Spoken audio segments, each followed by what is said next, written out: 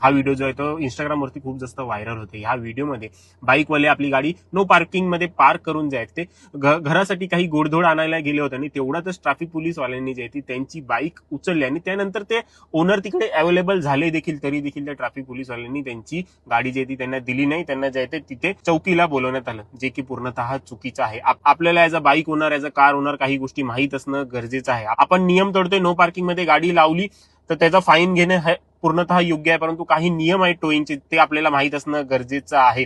तर आपल्याला कोणी वेडे बनवू शकणार. नियम काय आहे की बाईक उचलण्या अगोदर ऍटलिस्ट 3 वेळा मेगाफोन वरती अनाउन्समेंट करणे ट्रॅफिक पोलीसवाल्यांनी खूप जास्त गरजेचं आहे. आणि हे मी विदाऊट एनी प्रूफ बोलत नाहीये. हे आदेश जे आहेत 2017 सालीच लागू झालेले होते. 3 वेळा मेगाफोन वरती अनाउन्समेंट करणे गरजेचं आहे.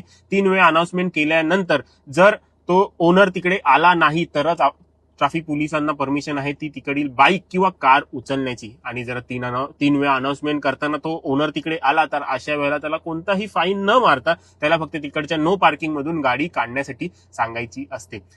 हे झालं एक. आणि दुसरं झालं 3 वेळा अनाउन्समेंट करून देखील तो आला नाही तर अशा वेळेला जेव्हा समजा की टोविंग गाडी जी आहे ती टो करते आहे आणि अशा वेळेला जर तो ओनर येतो आहे गाडी जी ती उचललेली आहे आणि अशा वेळेला ओनर येतो तर अशा वेळेला तिकडे नो पार्किंगची फाईन देऊन जे आहे ती गाडी तिकडच्या तिकडे रिलीज करायची असते.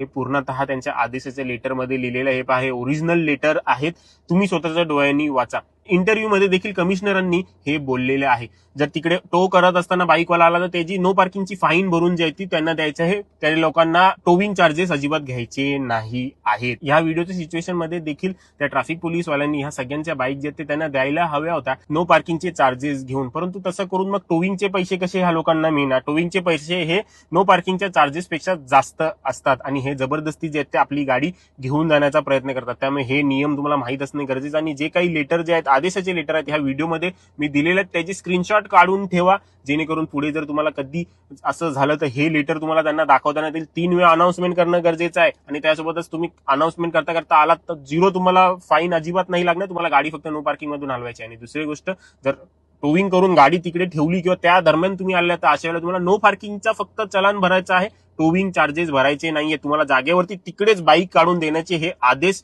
दिलेले आहेत जॉईंट कमिशनरांनी. तर ह्या गोष्टीची जाणीव आपल्याला असणं गरजेचं आहे. आपण जर नियम तोडतोय तर अशा वेळेला ट्रॅफिक पोलिसांनी देखील नियम पाळूनच गोष्टी करायला हव्यात, ना की नियम तोडून.